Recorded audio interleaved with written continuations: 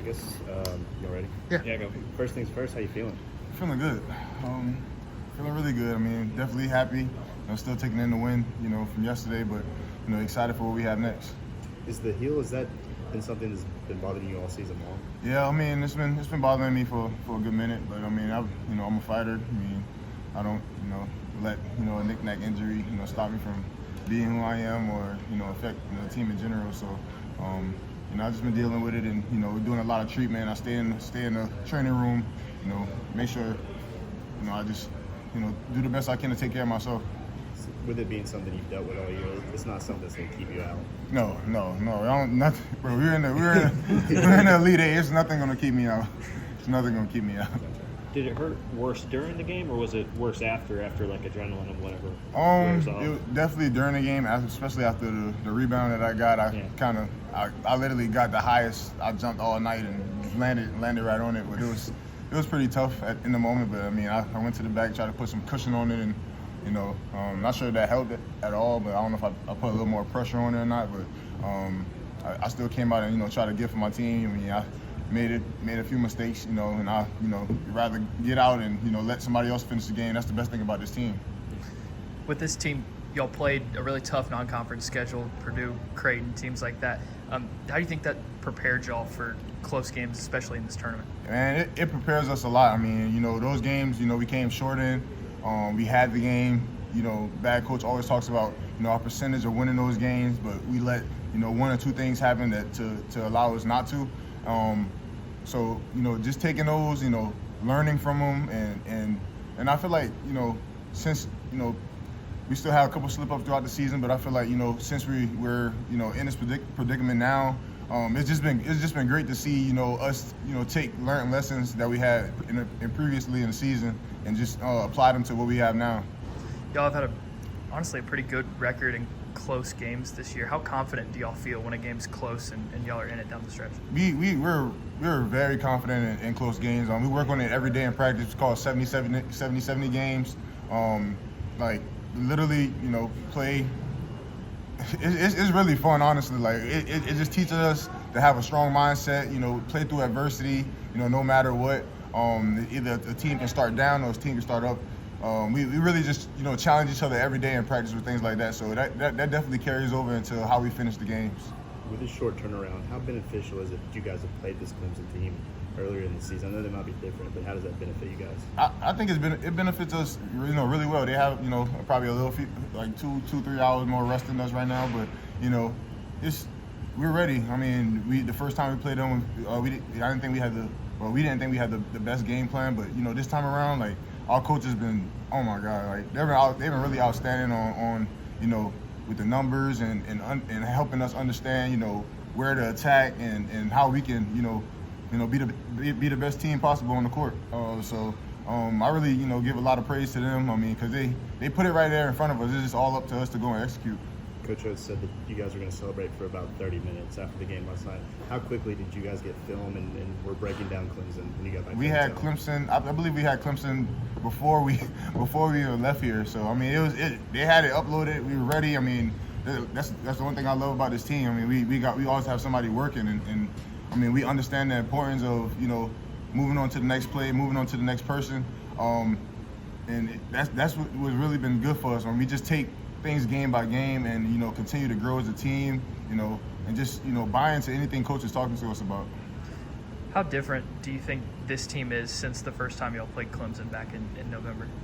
I honestly think it's really I'm not gonna say a whole new team, but I really think we have a different mindset about it. Like, we really found ourselves. I don't think we had a identity about ourselves yet. But now seeing where we at, how we played the past few games. I mean, I don't think nobody in the country can beat us. When you look at this Clemson team on film now versus beginning of the season, how are they different?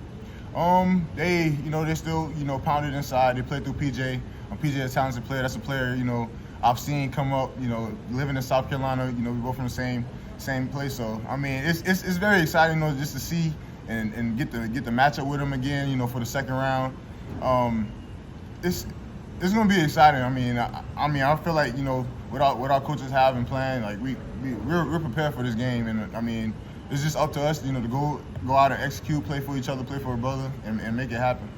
Is there a danger of having some sort of emotional letdown after a big emotional moment like that in the North Carolina game? Say that one more time. Is there any risk of some sort of letdown after you have that big emotional high point winning the North Carolina game like that? Not really. I'll say, just like I say, coach, 30 minutes and that's it. Don't let that high take you anywhere else. Like, just, be in the moment, be where you are, be where your feet are. I mean, you really I've been locked in on PJ since last night. I mean, it's I am super prepared. Like, I'm ready. I feel like anything they throw at us, I mean, we'll be prepared for it. I feel like we had a good game plan. I feel like you need to continue to play with our intensity that we're playing with, and that's going to get us, far. I mean, our defense led a lot of offense yesterday, and I mean, I feel like that's all we need with the Clemson team we're playing tomorrow. What does PJ do well when you watch him on film? He's really everything that they have. I mean, he's a connector on the offensive end. He posts up. He's a good inside player. He's a mid-range threat. He shoot threes. So he's really an all-around threat, and that's something I've seen from him since like 2018. Like just playing him and seeing him in camps. I mean, PJ. I'm not gonna lie. PJ killed me in a couple camps. I'm not gonna lie. Like it's exciting just to see him and see our growth and see where we are now. Two South Carolina guys. They really came from much, but we're both here. We're still fighting, and I'm just ready to compete with him and see who got the best of it. Have you ever played him in an actual a high school game, or is it just in camp? No, I just seen him in a few camps, a couple 3-on-3s, a couple games and stuff, like a couple AU games and stuff like that, but never like team wise. But I've seen his skill set and how much he's grown. I mean, like I got him on Instagram and Snapchat, and he literally drinks like milk and eats steaks all the time. So it's like he's a big dude, bro. Like, I mean, I respect him a lot, man. He's a good guy. I mean, even last year, we didn't play him, but he still used to check in on me, and we just, South Carolina guys being South Carolina, we see each other at the top. We always support each other, we always fight for each other, and that's just how it is. Have you guys talked at all since you saw that this was a possibility? Nah, not yet. I mean, we talked early in the year, after ours, and he did say, we'll see you again, and that's what we have. For you, Coach Oates has really praised you for being an emotional leader on this team. Just how important has that been for you to take on that role, especially this late in the season? It's been really important. I mean, and I really accept it. I had a few ups and downs this season, but I never let that affect anything. I always been for my brothers. Sometimes your strength can be your weakness at the same time. So just finding that level ground and applying the energy towards my teammates and just coming out and doing the best I can possible so they can follow through with the rest of the team. When you think about the last Clemson game that y'all played, you had, I think it was a 7-point lead in the second half and then let it slip away. What do you remember about the way that second half went and how that lead went away? I feel like we really had the game in the bag. There was a couple shots we let Gerard knock down. We weren't up to the level in some of the threes that he took, so he felt pretty comfortable, him and Chase Hunter.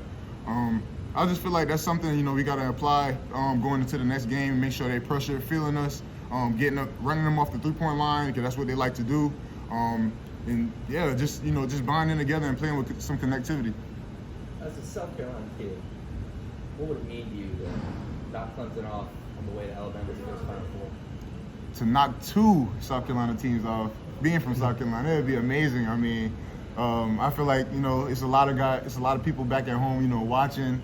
I got a lot of praises from last night's game, but I mean, like, just seeing everybody just tuned and watching, and just being where I'm from, one of the smallest places in South Carolina, like it's big time really for me. I mean, especially having the support I have, just being a role model I am for a lot of kids back at home. I run a camp back at home that I'm trying to get more people involved with. I think I'm gonna do it again this summer.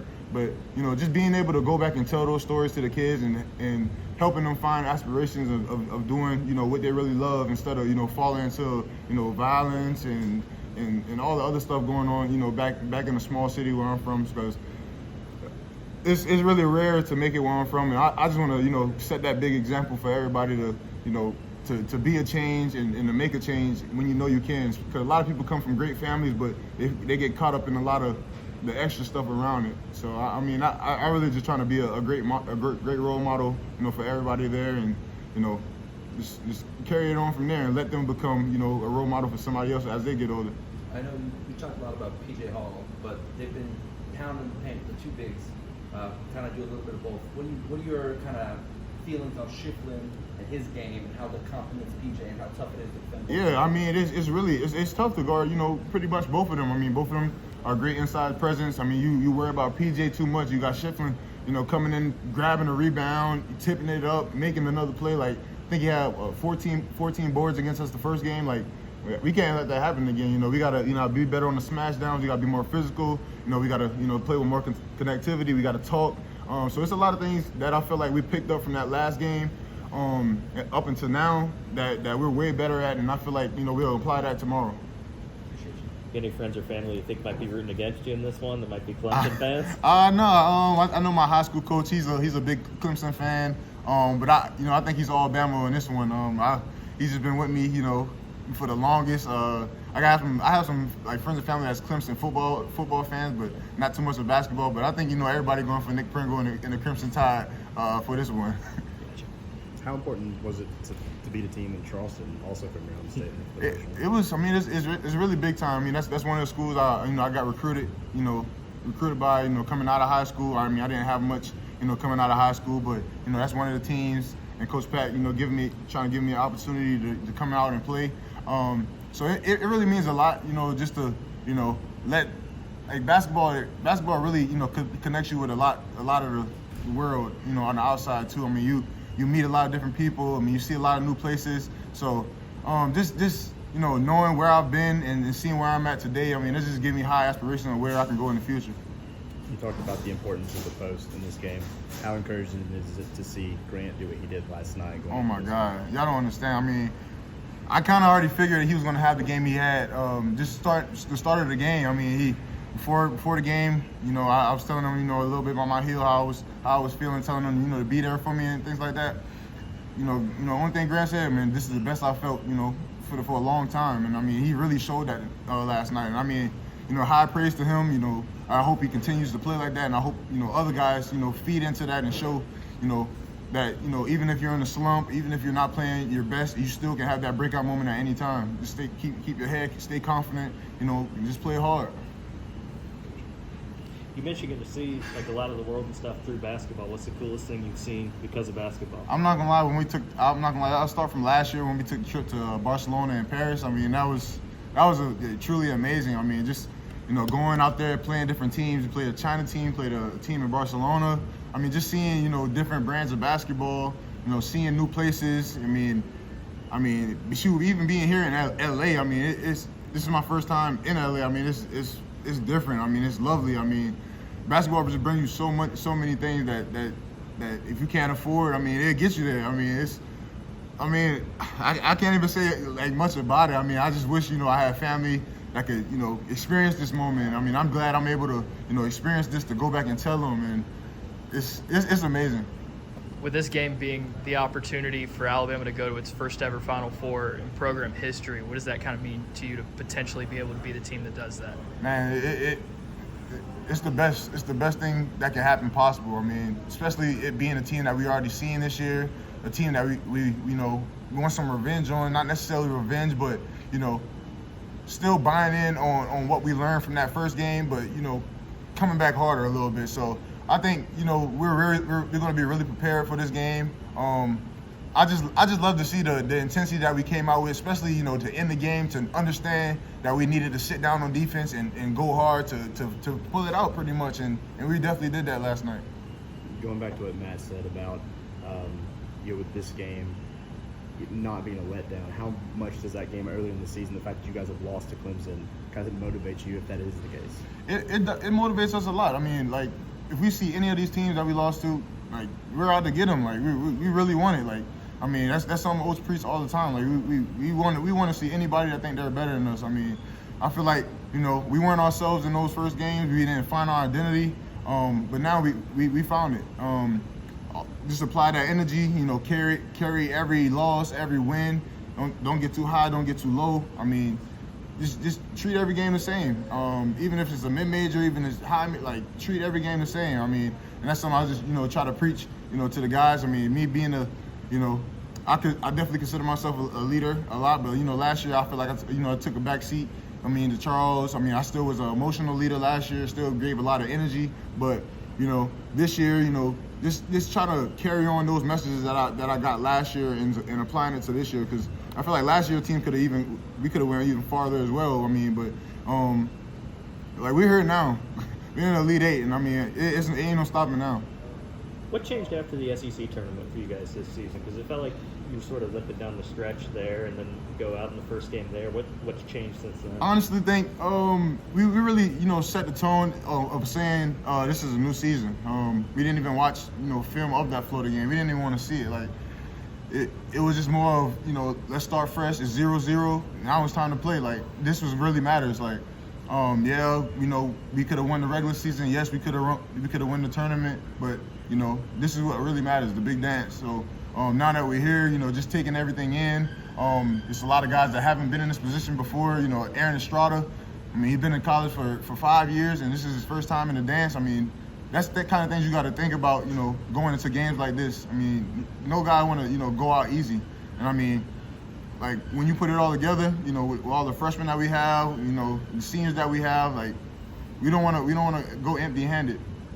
What did it feel like for you to be able to win that game yesterday after last year's team came up short? Did that have any better feeling? It really means a lot, honestly, because, I mean, we had Brandon Miller. I mean, I would love to see Brandon Miller with a national championship. So, I mean, it's very exciting. It gives me a lot more motivation of showing, like, I mean, we don't need this big time player to make. It's a team. It's like a team effort. Like, it's just great to see, guys step up on different nights. I mean, it's very important, Oh, sorry. You're good. Oh. I just seen it. I was like, okay. But yeah, it's just very important to see, guys step up, at various moments of games. Big dudes making different plays. Like I said, like Mo Diabate, like he's a game changer. Grant Nelson making that game that he had last night, being one of the 4 players since Channing Frye to score 24. Like that's amazing. Like I just love to hear it and see it all. I mean, you never know who's gonna be next game. I just hope it's Aaron Estrada for sure. I think it's gonna be his game. Elite Eight, and he loved Kobe, so I mean, I think it's gonna happen in crypto. Thanks, man. Thanks, Nick.